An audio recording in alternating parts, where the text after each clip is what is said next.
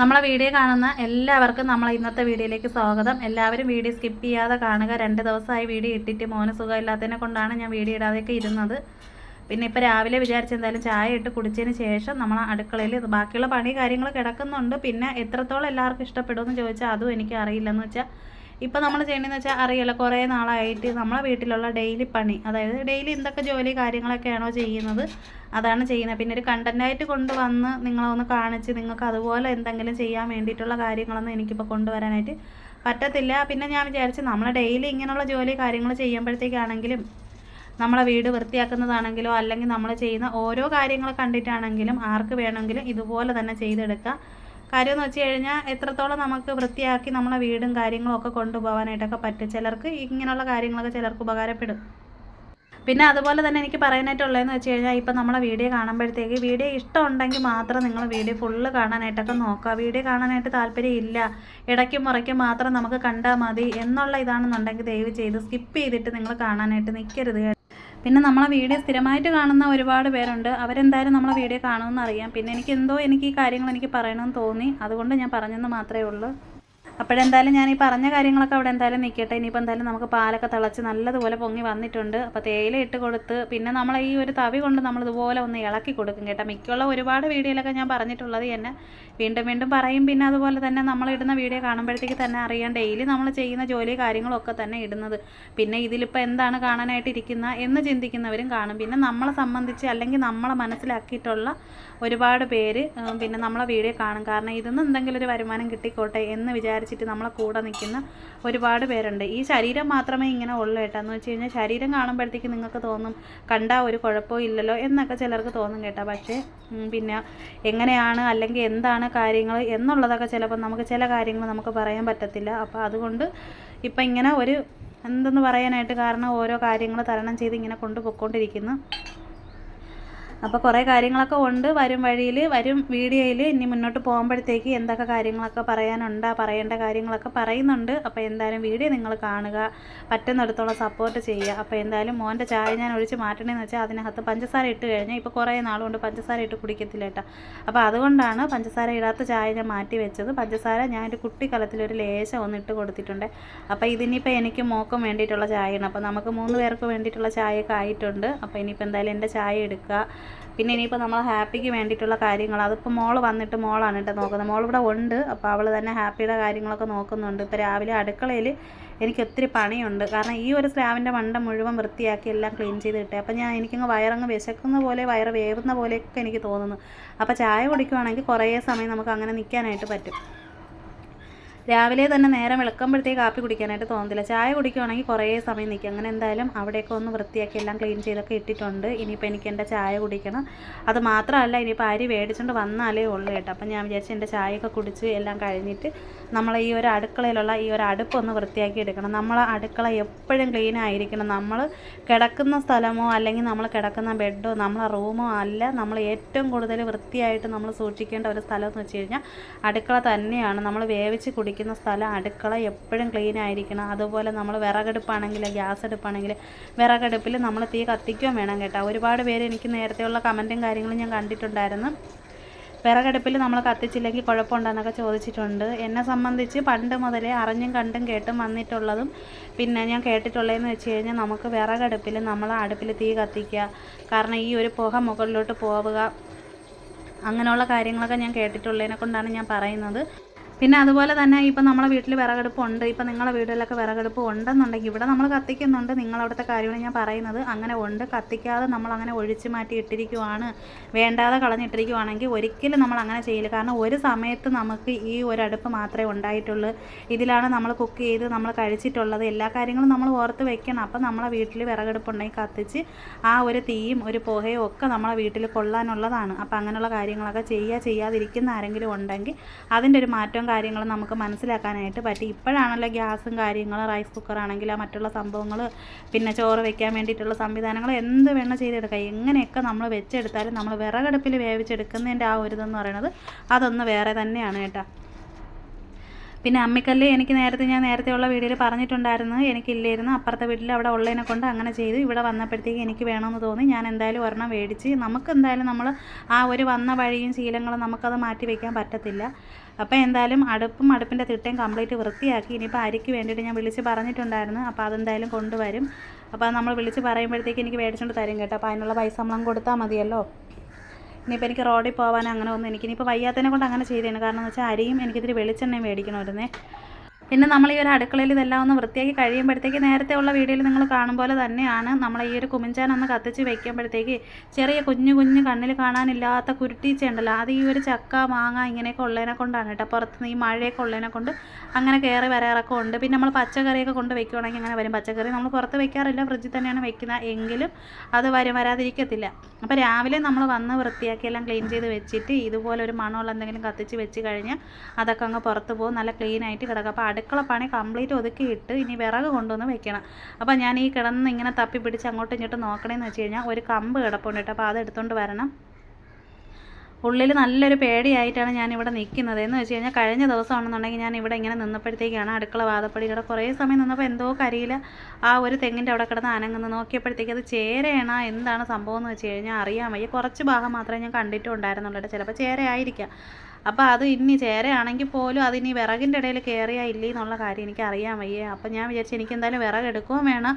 ഇപ്പോൾ അങ്ങ് അറ്റത്ത് കിടക്കുന്ന വേണമെന്നുണ്ടെങ്കിൽ എനിക്ക് പോയി എടുത്തോണ്ട്. പക്ഷേ കാട്ടിക്കൂടെ എനിക്ക് അങ്ങോട്ട് പോകാൻ വയ്യാത്തതിനെ കൊണ്ട് ഞാൻ വിചാരിച്ചു ഇവിടെ ഇരിക്കുവാണല്ലോ, ഇത്തിരി ഉണങ്ങിയ വിറക് കിട്ടും.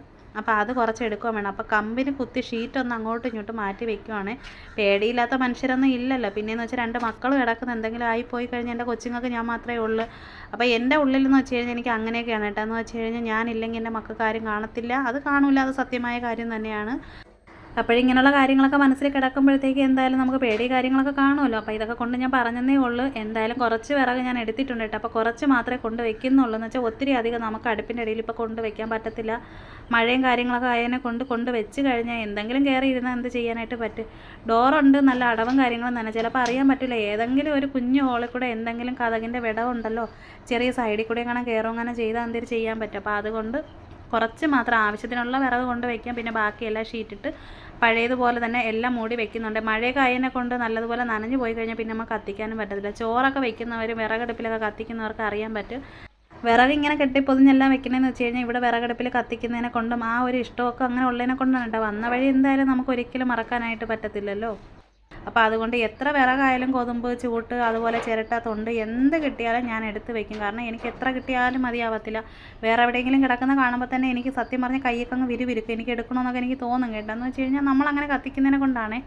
അപ്പോൾ കത്തിച്ചിട്ടുള്ളവർ, അതായത് വന്ന വഴി മറന്ന് ജീവിക്കുന്നവർക്കാണെങ്കിൽ ചിലപ്പോൾ ഇതിൻ്റെ ഒന്നും ആവശ്യം വരത്തില്ല, അങ്ങനെ എടുക്കത്തുമില്ല, കളഞ്ഞിട്ടിരിക്കുകയുള്ളൂ. അപ്പോൾ എന്തായാലും നമുക്കുള്ള ആ ഒരു കമ്പൊക്കെ കൊണ്ട് വയ്ക്കുക. പിന്നെ ഇപ്പം എന്ന് വെച്ച് കഴിഞ്ഞാൽ അരി ഇനിയിപ്പോൾ കൊണ്ടുവരാറായിട്ടുണ്ട് കേട്ടോ. കുറച്ച് സമയമായി ഞാൻ വിളിച്ച് പറഞ്ഞിട്ട്.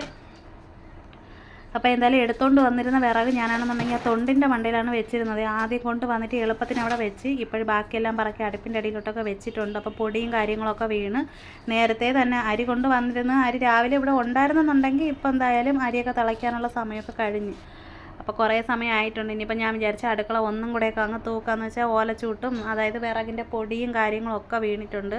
അപ്പോൾ ഒന്ന് ക്ലീൻ ചെയ്യും. ഇപ്പം എന്തായാലും തറ തുടയ്ക്കുന്നില്ല. എന്ന് വെച്ച് കഴിഞ്ഞാൽ ഞാൻ വിചാരിച്ച് ചോറും വയ്ക്കണം, കറിയൊക്കെ വെക്കണമല്ലോ. അപ്പോൾ അതെല്ലാം വേവിച്ചെല്ലാം കഴിഞ്ഞതിന് ശേഷം ഇനിയിപ്പോൾ നമ്മൾ വെളിയിറങ്ങും. തറയിലൊക്കെ നല്ല അഴുക്കും ഉണ്ട് കേട്ടോ. തൂത്തിട്ട് മാത്രമേ ഉള്ളൂ, ഒരുപാട് വിറവ് കൊണ്ട് വെച്ചിട്ടില്ല.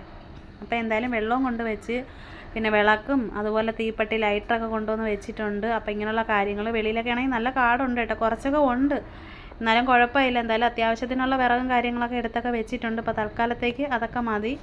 പിന്നെ ഇനിയിപ്പോൾ പറ്റുവാണെന്നുണ്ടെങ്കിൽ മിറ്റമൊക്കെ ഒന്ന് വൃത്തിയാക്കി എടുക്കണം. മഴയൊക്കെ പെയ്യുമ്പോഴത്തേക്ക് ഭയങ്കര പാടാണ്. ശരിക്ക് കാട് വരും. നേരത്തെയൊക്കെ കഴിഞ്ഞതിനൊക്കെ ശരിക്ക് കാടുണ്ടായിരുന്നു.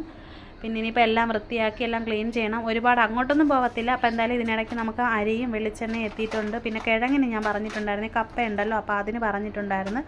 അപ്പോൾ അതും കൂടെയൊക്കെ മേടിച്ചിട്ടുണ്ട് കേട്ടോ, 1 കിലോ. അപ്പോൾ ഇത് 1 കിലോ അരി, മൊത്തം 3 കിലോ അരിയാണ് മേടിച്ചത്. അപ്പോൾ ഇങ്ങനെയാണ് കൊടുത്ത് വിട്ടത്. പിന്നെ വെളിച്ചെണ്ണ 1/2 കിലോ ആണ് മേടിച്ചത്. ഇപ്പോൾ 1 കിലോ വെളിച്ചെണ്ണയ്ക്ക് 310 രൂപയാണ് വില കേട്ടോ. അപ്പോൾ നമ്മളിവിടെ ഒരു മില്ലുണ്ട്, ഞാൻ സ്ഥിരം അവിടെ നിന്ന് പണ്ട് മുതലേ അവിടെ നിന്ന് തന്നെ മേടിക്കുന്നത്.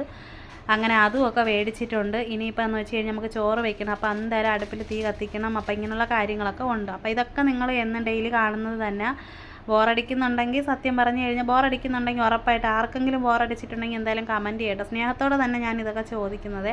പിന്നെ ഞാൻ ഒരുപാട് ഹാപ്പിയും ഒരുപാട് സന്തോഷവും കാര്യങ്ങളും ഒക്കെ തന്നെയാണ്. ടെൻഷനോ കാര്യങ്ങളോ ഒന്നുമില്ല. എന്തും വരട്ടെ എന്നുള്ള രീതിയിൽ തന്നെ പോണത്. പിന്നെ ഇപ്പോൾ ഒരു 2-3 ദിവസം കൊണ്ട് ടെൻഷൻ എന്ന് വെച്ച് കഴിഞ്ഞാൽ കൊച്ചിന് വയ്യാതായ കാര്യത്തിൽ മാത്രമേ ഉള്ളൂ എനിക്ക് ഭയങ്കരമായിട്ടുള്ളൊരു ടെൻഷൻ എന്ന് വെച്ചാൽ എൻ്റെ ജീവിതത്തിൽ എനിക്ക് ഒട്ടും